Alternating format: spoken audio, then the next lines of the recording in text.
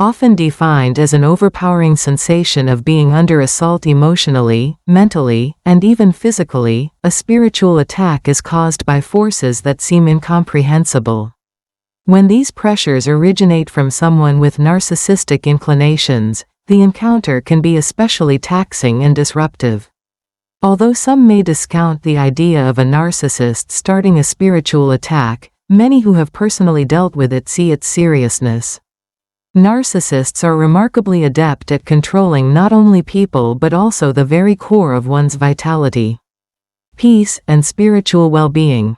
Knowing a narcissist's spiritual attack calls for us to probe the subtle, usually invisible ways they saps the life and light out of their victim, beyond their outer actions. Their control and manipulation have a spiritual component that undermines a person's sense of self and link to greater good. One must identify the symptoms if one wants to guard oneself against such an attack. Usually, these strikes go unpackled until the damage has already been done. Once you identify these 5 main symptoms, you may protect your soul and recover your serenity before the poisonous influence of a narcissist gets hold. Confusion is the first and most obvious indication of a narcissist's spiritual attack. Narcissists get great satisfaction in destabilizing their targets. They cultivate seeds of uncertainty that cause you to mistrust your ideas, emotions, even your sense of reality. You can be experiencing the consequences from a narcissist's spiritual warfare if you find yourself repeatedly questioning your decisions, doubting your value, or feeling cognitively confused following contacts with a particular individual. Many times, this uncertainty hides under reflection.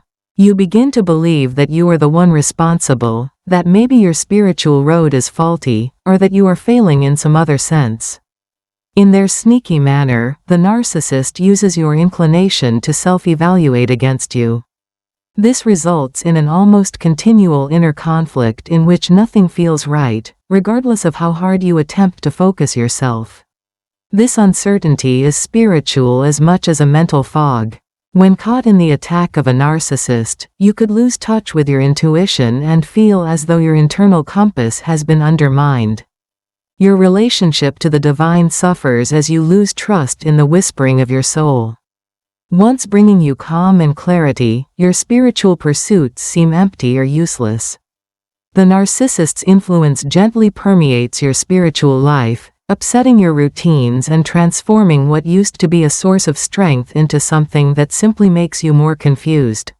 Extreme tiredness is another important indication of a narcissist's spiritual attack.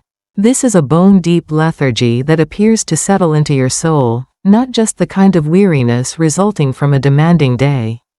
Even the smallest contact with the narcissist may cause you to feel exhausted as though they had siphoned up your vitality. This energetic depletion might cause indifferent behavior and make it difficult for you to find the drive for even the activities that used to provide you delight or direction. The constant demand of the narcissist for validation and attention typically aggravates this tiredness. They occupy your time and energy, thereby leaving little opportunity for spiritual rebirth or self-care. They might ask that you meet their emotional requirements, therefore rendering you emotionally impoverished. One of the more sneaky ways a narcissist conducts a spiritual attack is through this draining impact, which progressively weakens your ability to resist. Spiritually, this tiredness shows up as a strong sense of alienation. Your prayers, meditations, or ceremonies might seem to you as not reaching the divine as they once did. You seem to be living between a wall that you cannot manage to go past, between the cosmos and yourself. This is the psychological effect of the narcissist, clouding your energy field and obstructing your access to higher frequencies, not only of your physical tiredness. The widespread sense of guilt and shame is a third indication of your spiritual attack under a narcissist. Masters at transferring responsibility. Narcissists typically reflect their own anxieties and mistakes onto their targets. This gaslighting over time might cause you to feel as though you are intrinsically defective or wrong. Setting limits, saying no, or just living in a way that doesn't fit the narcissist's ego can cause guilt even in cases of innocence. This spiritual assault undermines your self-worth and causes you to believe you are unworthy of spiritual satisfaction, love, or tranquility. Your guilt and shame start to seem like weight on your soul, obstructing the good energy flow and dragging you into a self-reiteration cycle. Since they reduce your energetic frequency and make it impossible to reach the higher spheres of consciousness where healing and love live, spiritually guilt and shame are some of the heaviest feelings you must suffer. When a narcissist targets you on this level, it is not only about controlling your emotions but also about severing you from your own spiritual strength. They disable you by means of guilt and shame, therefore rendering you small and insignificant. This is a conscious strategy meant to keep you from embracing your actual value and using your spiritual power. Extreme seclusion is the fourth indication of a narcissist's spiritual attack. Experts in separating their targets, physically and emotionally, are narcissists. They gently prod you to cut off contacts with friends, relatives, and anybody else who might help you. They could sow seeds of uncertainty about the people around you or monopolize your time and attention so you have little left to offer anybody else. This seclusion reaches into the spiritual sphere as well. You could feel cut off from your spiritual group, from the spiritual guide and mentors who formerly gave you insight and encouragement. The narcissist might even try to present themselves as the only one who really understands you or can provide direction, therefore assuming a key role in your spiritual life. This generates a deadly dynamic whereby the narcissist transforms your very soul from mere emotional manipulator. Particularly damaging is spiritual solitude since it makes you prone to more assaults. The narcissist finds it simpler to control the story, make you doubt your own impressions, and feed you their warped reality when you are cut off from others. You can start to lose sight of who you are and what you believe in this state of solitude. You will grow increasingly dependent on the narcissist for direction and approval. A sense of hopelessness is the last and maybe most terrible indication of a narcissistic spiritual attack. A narcissist leaves you feeling as though there is no way out once they have effectively started a spiritual attack. This hopelessness could show up as despair for your spiritual road, personal development, or future. You could feel as though you will never be free from the narcissist's hold, or that you will never ever again experience the tranquility and direction that once kept you going. The final aim of a narcissist is this despondency. They want you to feel helpless and that there is no way out from under their grasp. This is where the spiritual onslaught peaks, that is, when your hopelessness consumes you and you lose the will to resist. The narcissist understands they have essentially won after they have sapped all hope. You start to lose yourself, too tired to fight their manipulations, too lost to re-establish contact with your spiritual center. The key point, though, is that hopelessness is an illusion. The last, frantic effort of the narcissist to keep you caught in their web of control. There always is a path out even in the worst of times. A spiritual attack's potency resides in its ability to blur your vision and get you to forget that you are a strong being able of recovering her light. Realizing the indicators, knowing the strategies used by the narcissist, and re-establishing connection with your spiritual truth will help you to break free. Self-awareness and a close relationship with your inner power are ultimately the antidote to a narcissist's spiritual assault. Their uncertainty, tiredness, guilt, loneliness, and hopelessness are meant to cause you to forget who you are, a being of light and love, able of great spiritual power. Recognizing these indicators will help you start to recover your energy, rebuild your relationship to the divine, and protect yourself from more damage. Though it may not be simple, healing is quite achievable.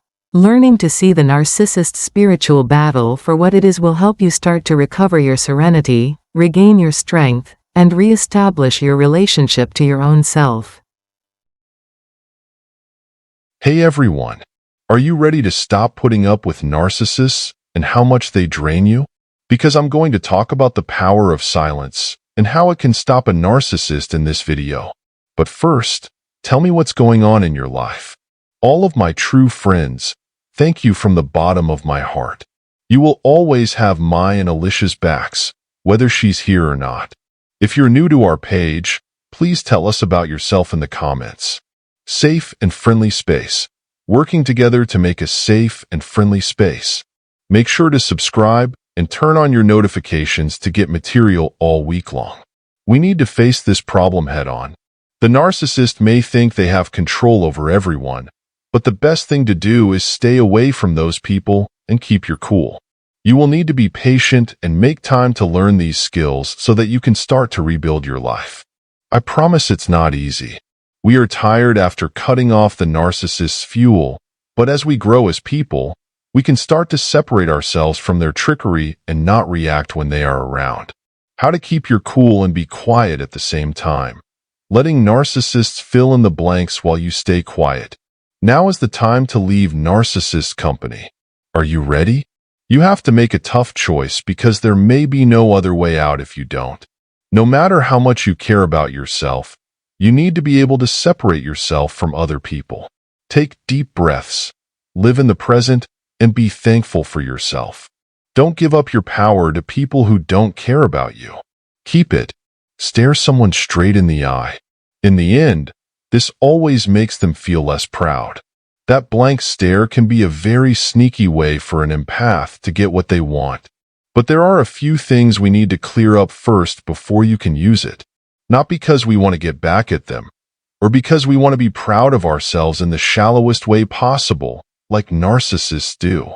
To get through times with toxic or mean people, we need to draw on our assets. Keep in mind that someone who understands you means something different. Enjoy your search for better ways. We'll be back with more soon. On this way, though, always be kind and honest. Thanks for looking at it.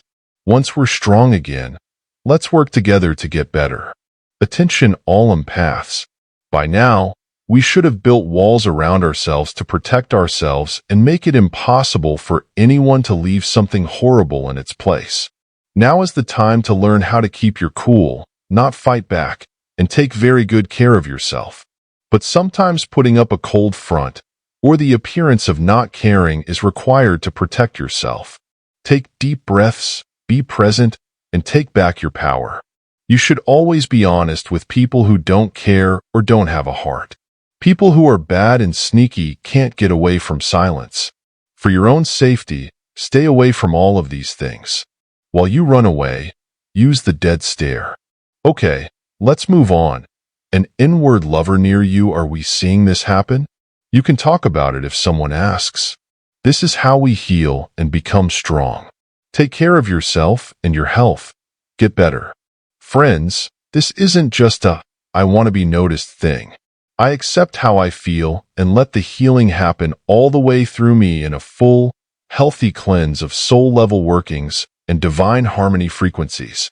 In some ways, pictures don't help people heal. Don't worry about the problem.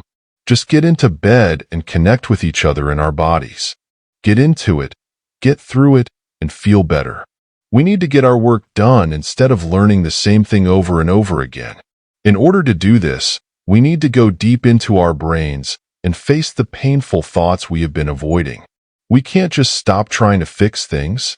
People who are bad for us and want to rule us will come into our lives if we don't work on ourselves. It's still easy to spot trends, even when the people involved change. It is very important that we take care of our own lives and health if we want to end slavery. Stop being the victim and take responsibility for what you did. Find out how we let these bad people into our lives. At that point in time alone will we be able to fully heal and move on for good. It's meant to keep these people from flocking to us like flies to a light. Stop being a slave and take charge right now. Also, we shouldn't be in bad situations and think that getting better will help us get back into the light. Will you join me on my trip? Have you ever thought about why bad things keep happening to us? Not only do they get better, but they also stop being stupid sometimes. We need to learn more about who and what we are in order to be truly free. I think the most important thing is to try to get better, because what is life really about? If we really think about who we are, we can start to shut up the narcissists in our lives without making a sound. Working hard is important.